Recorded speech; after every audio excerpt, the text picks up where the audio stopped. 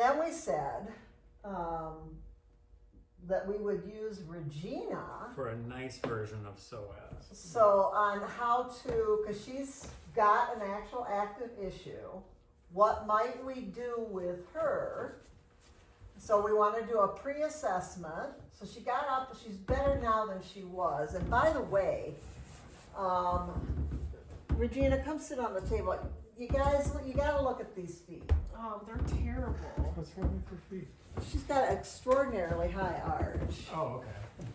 So it's almost, can you see this foot? This one? It's almost like a club foot. It's really. High arch people do tend a little bit towards hypertonic extension patterns. You know, and when I see a foot like that, I just go, oh. All right. I'd rather see a flat foot. I like if somebody shows you, like you just go. What do you want me to do? And it's a rigid foot. There's no give. There was a quarterback that played at the Detroit Lions that had a foot that looked like I that. had a couple. And he was always hurt. Yep. We had Always hurt. Because there's no give. with athletes, with the one I had, my biggest struggle with was this was causing the knee tendonitis. It was causing the patellar tendonitis, and it was obvious that was the connection. But boy, was it a bam! Yeah, call Maya. We're just showing your foot. Yeah, that was totally separate. All right, now, so we want to get some assessment going with her. Now we saw some of the walking and standing upright. Are we wanting more of that? I want to see the ease of move in general. Okay. All right, so she's cautious with herself. Yeah. Did you see that? She's got apprehension. So just kind of walk, and she's extended a little bit. Something that can help you with this is to just look at how the clothing is sitting. So like look at how there's the clothing's kind of bunched at her low back a little bit. We have pretty good mirroring reflexes. I don't know if it's as easier for me or not, but I can kind of just look at a person and go and try to make myself look like that. Maybe don't let them catch you looking at it and doing it, but every now and again just see if you can replicate that in your body. There's a very innate thing in us about mirroring reflexes to other humans. So all right, go ahead and walk back and forward. Now she's moving her upper body. She's got more of a rotation in her shoulders than she did before. The cadence, the stage allows for a little bit of hearing. She's flopping, but that's her foot more That's than my anything. arch. I don't land on my Heavier foot, right? heels. Yes, you're going to be a heavy heel striker because of that. Okay, Now, we got a general sense of what's going on with her. We have a history. She did something doing karate maybe, and she's hypermobile, and she's... Well, and then I hurt that shoulder last month, and it's this side, so it's like connected, I think. Yes. and it is mostly right side. Yeah. Okay. All right. So what would you do? It's acute. It's So better. go ahead and lay on your back. The table is a little bit high. Yeah. All right. If I have my shoes back on. But I Now don't pay know. attention to how she got onto the table. Now, I just leave them like this, okay? Initially for low back, and ideally this correlates with you being able to be somewhat, are you comfortable laying Yeah. like this? Yes. Legs straight and flat, at the very least need the bolsters underneath the knees, but laying straight and flat, again, forces the spine into extension, if not hyperextension. So if I'm looking at this stuff, I always get their knees up. I try to position their feet so their heels are in the same line. The other thing, I have to be a little cautious of this because I don't want her to trigger anything, but I want to make sure that she's not laying crooked. So I ask to just pick up a little bit, pick this up a bit, back down. I don't need it to be much. I just need them to pick up and drop back down. So they didn't happen to just get scooted and be laying a little bit crooked inadvertently. You don't want to get an assessment that's just them having decided to lay there. Because a lot of people can lay crooked and be comfortable, right? I think they lay asymmetrically.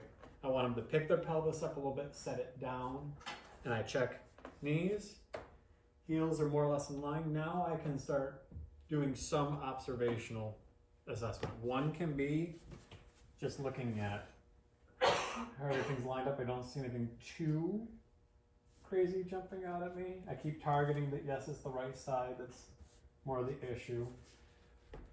She's not looking like it's going to register as much, but we typically, with really bad psoas, the arch of the low back will be stuck in lordosis, and so she's not showing it.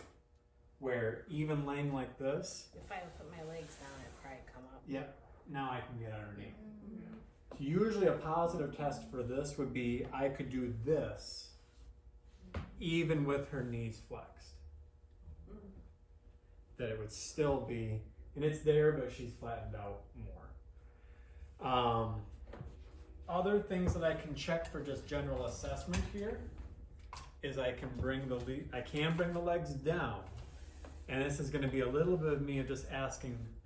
We know the symptom is right side angry, and there was spasming. She showed me some of the postures and positions that probably caused this. But I do want to sometimes think about leg length and seeing if that tells me anything. So I just grab a hold, and this is where positioning, I'm grabbing around the ankles, looking for the medial malleoli. I can compare those, or I can just grab the heels and compare those. And she's not too bad, to be honest. So I'm not seeing a big leg length difference. If there was a leg length difference, then I would think, is there an anterior posterior tilt, or is there something stuck on the lateral side, like elevating the hip? But not seeing that, if I can at least eliminate a few things, right? Now, going through some ranges of motion. I moved you here. We're on the left side, and we're not going to do an immediate release on it. We're going to think, based on the symptom patterns, there's probably some other stuff at play, but she's worried because we know has a tendency towards some hypermobility that we don't necessarily want to destabilize it. So what are some ways where I could influence psoas without using just direct pressure? Indirect. Working on Do it the indirect. Yep, I could do neck.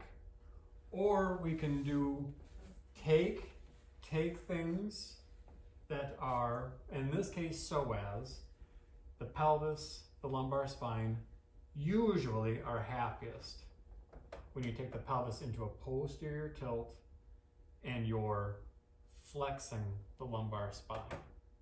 And that just ends up being what you're getting coupled with this. Now I'm focusing that on the left, but I can look at, one, I'm already doing something. Ideally what I'm doing is shifting the left side pelvis, opening up that space, but the hip flexors, including psoas, are now being put on slack. They're being just completely shortened passively, and I can just hold them there and see if maybe just holding them in a shortened state allows them to just calm down. Any sensation there? I go to a soft end feel, nice and springy, everything's fine. I can play with a little external rotation and go out that way. Everything seems fine. So I'm gonna look like I'm doing something treatment-wise, but I mostly wanna just compare this side to the other. I'm just going, okay, I can go about that far with the knee straight up towards the chest. I can go about that far, a little bit further, externally rotated. Good. Come back down. I tend to, just to avoid any spasming, help them reposition and move stuff. We're back here. Now we compare. We shall see.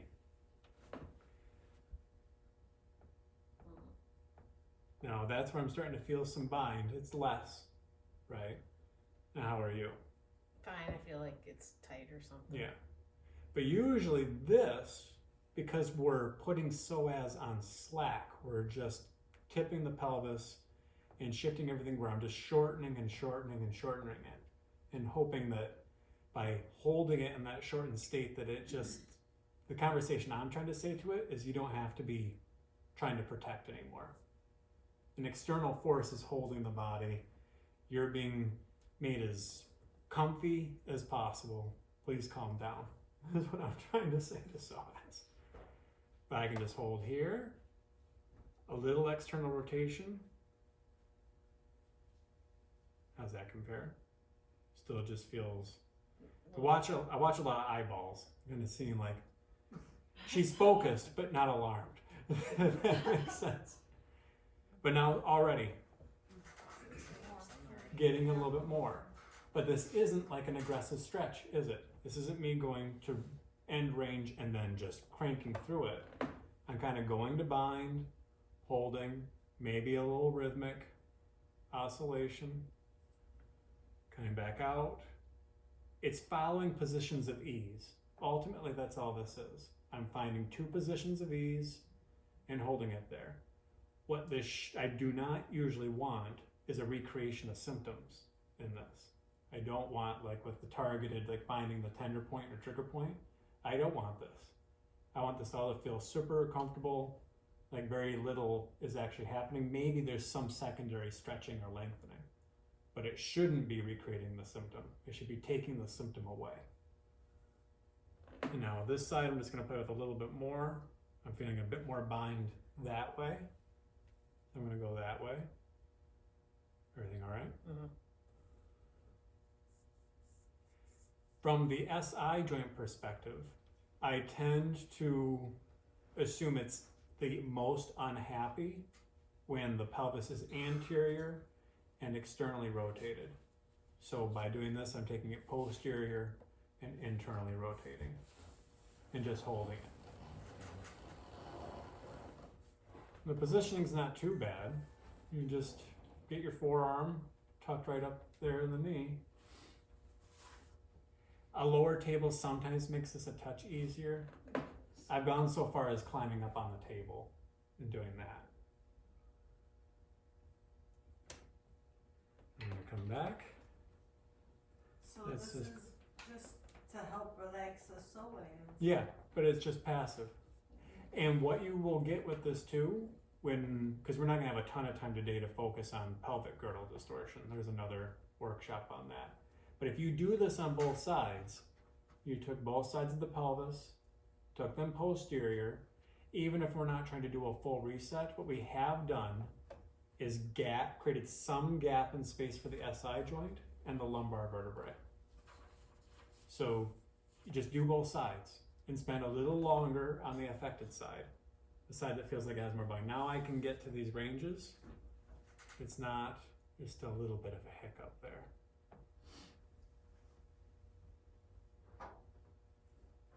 I Yeah. feel it like on the inside.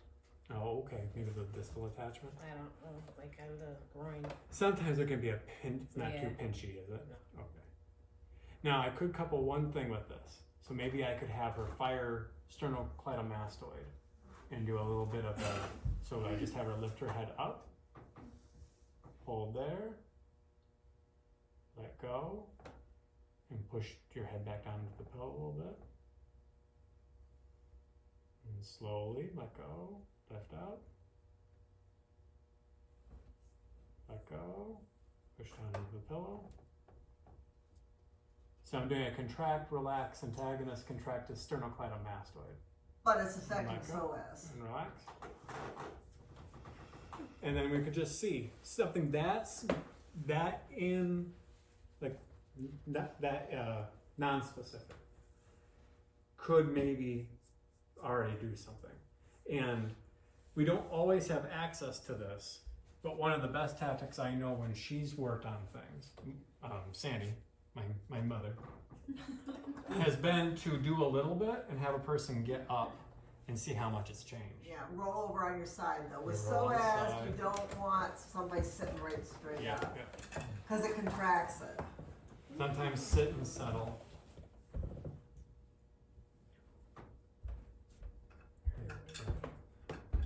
Hit the hip flexor. Yeah. Okay.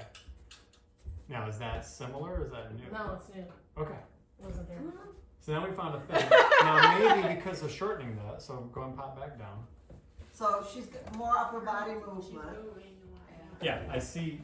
Yeah, I should have pointed that out. Everything. Yeah, it felt looser. But now we have a new thing because from shortening that area, I shortened the hip flexors.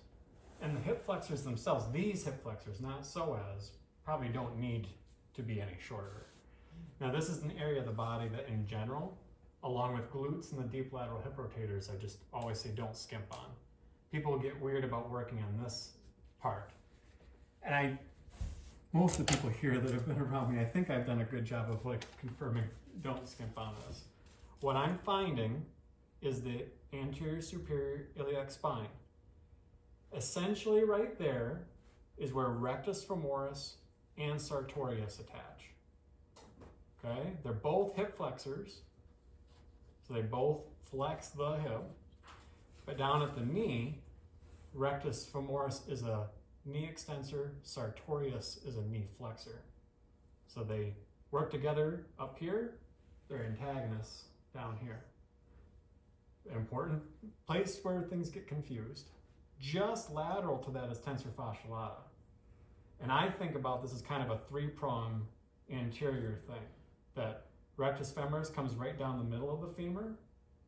Sartorius comes over and goes on the medial side of the knee.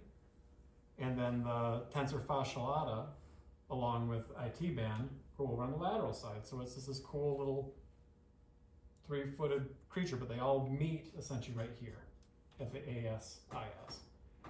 Initially I have to come down more at a 90 degree, and then I'll go a bit more lateral to get that one.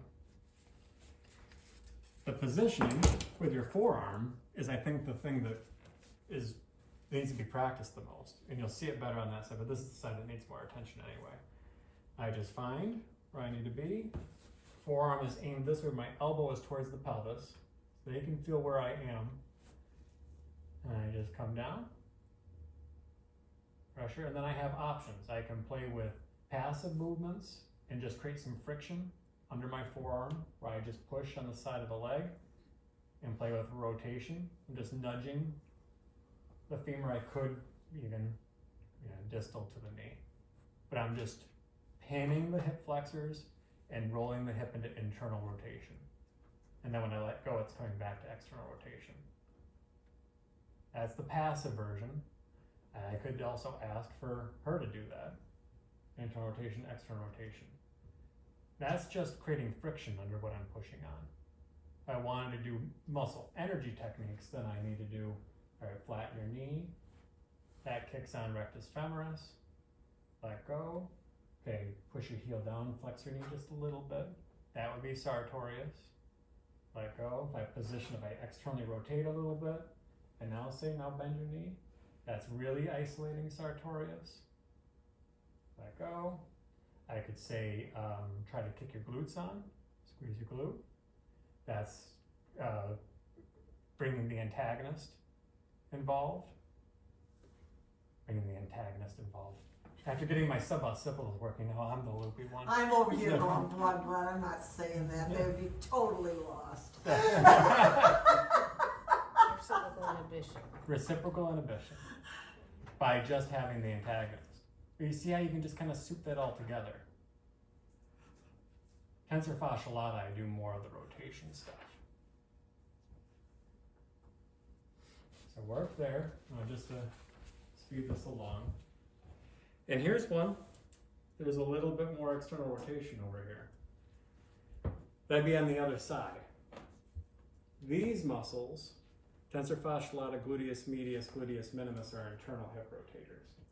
So it's a challenge where I want to release and work here, but if I saw this external rotation, I would want to make sure in prone I got those deep lateral hip rotators. Right here, finding, there's the ASIS. I don't usually have to do that anymore. I just follow. I can find the greater trochanter and use that. But usually, where the heel stops is where you want your forearm to be. I just go here, And then if I wanted to muscle test to confirm I'm on the right thing, then I just have them flatten and extend the knee. I'll feel that rectus femoris kick on and let go. And if I'm compressing rectus femoris, I'm getting sartorius. Now we play with a little bit what Sandy was doing when I was on the table of searching for the spot and getting the client's feedback. And here's where I just start applying my pressure a bit more medial, a little bit more superior, a little bit more inferior, a little bit more lateral, and see which one feels more like the spot. So, A little bit more like. more medial. Yeah, so it is. Really might be the Psoas attachment. Yeah, the psoas attachment is, Yeah, it wraps Okay. in this way a little bit more. medially around It's psoas. onto the Yeah, inside of exactly. the lesser trochanter, So it Yeah. and it is. Now, that's a harder one to initially palpate. Mhm. Close. Mhm. On it, or starting to adjust a little bit. I like this. I do like having a person just point to direct me. Oh, can you point Yeah. where? What, like that, right? That's good. So now it's a challenge.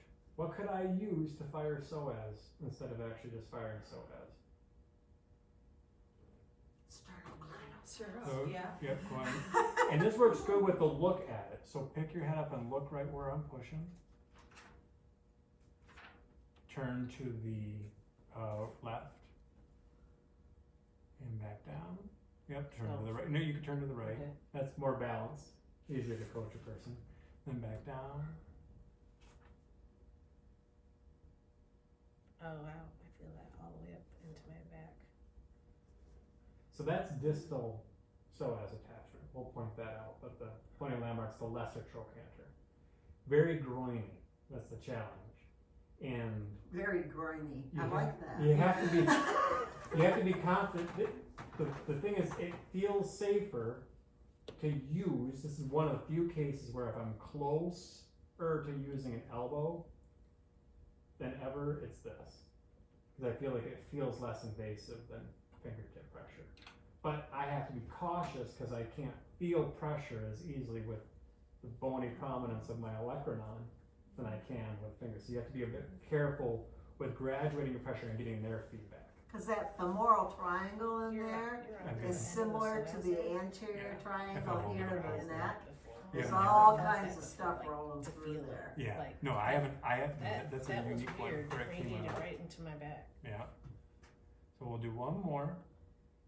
Now we're gonna do positional release. I'm gonna find it again. Okay, that's too much pressure. Okay.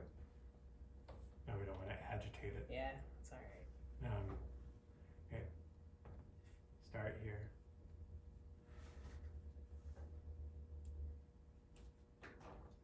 Still need to go more medial. No, I think it's feeling All right, better. I think we're gonna leave it alone. Yeah, know when to quit. Yeah. Yeah. Now I'm gonna go on the opposite side, get tensor fasciolata.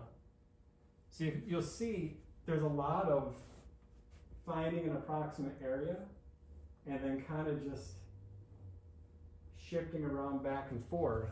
Going like, I know this is generally where the symptom is. So we're gonna start with how much pressure, and then does it need to be a little bit this way, a little bit that way. And just getting their immediate feedback, then they're in control. You should feel safer because you're getting them involved more directly and confirming the pressure is just right, it's not too much. It needs to be just a little bit more that way, a little bit more that way. For me, it took a lot of pressure off of me worrying about it when I just got them immediately involved like that. So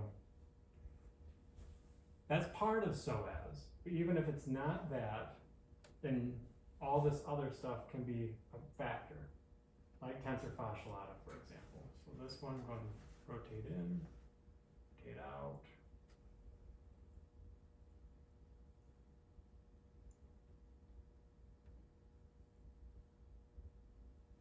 And good.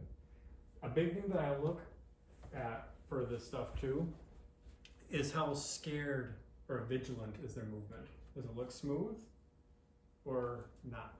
And that didn't look like it was scared. And already, less rotated. So turn on your side and try to stand up again. That was already a braver sit up. So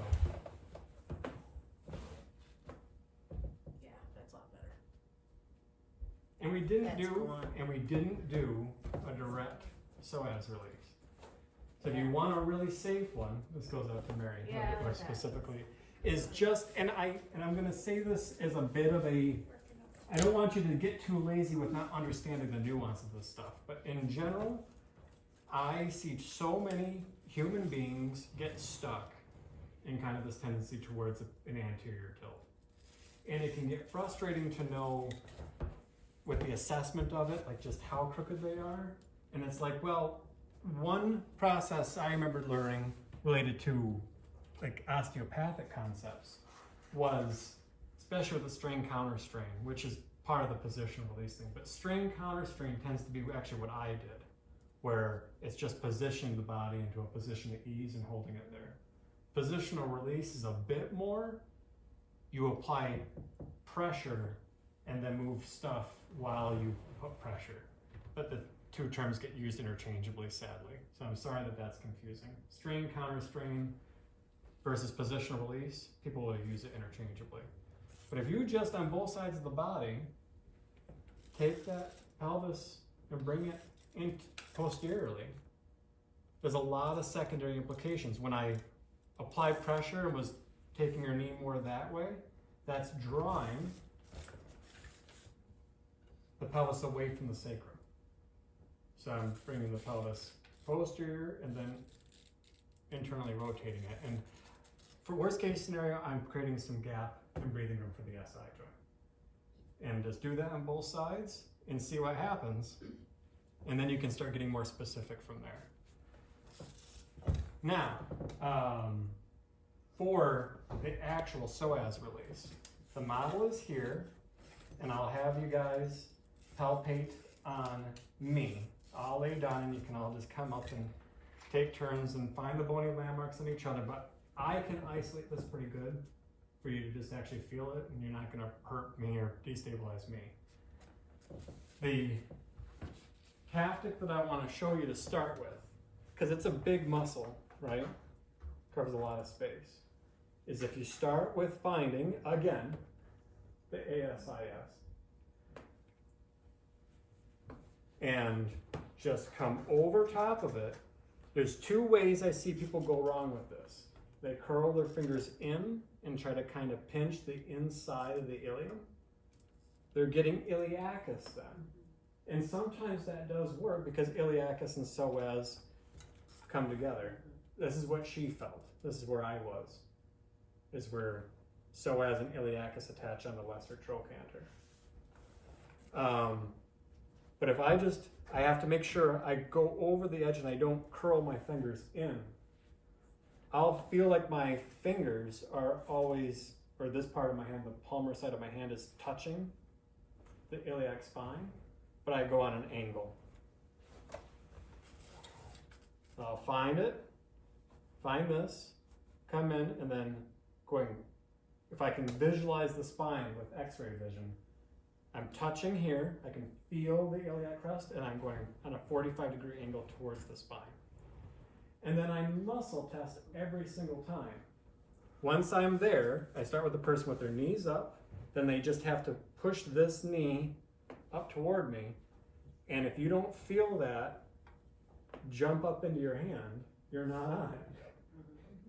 The only thing that could be in there that would do that is that. The organs won't do that. And if you're pushing too light, that's the other one that sometimes people do. They'll do this, and they're on the obliques. And that might be helpful a little bit, but usually that's not what people need. You need to go deeper. Getting this lower aspect, finding this part of it is initially easier. That being said, going higher can be a bigger thing. There can be a big difference in sensation. Like when I was working on Regina, I got this lower aspect. Sometimes for people, you change your orientation, you go more towards their belly button and up, and that'll be the one that's like, oh, that's where the trigger point or whatever it is. But you have to be way more careful when you do that because you're gonna go up more into the abdominal cavity. And you gotta just get comfortable with the fact that the guts do move out of the way. You got the whole peritoneum holding them in a sac there. So sometimes here, I start here, and I'm hoping that I let's say this is all the people will worry. Here's this. I'm trying to feel like I'm nudging that out of the way. I have to get my hands along this crease first and then find it. And always muscle test.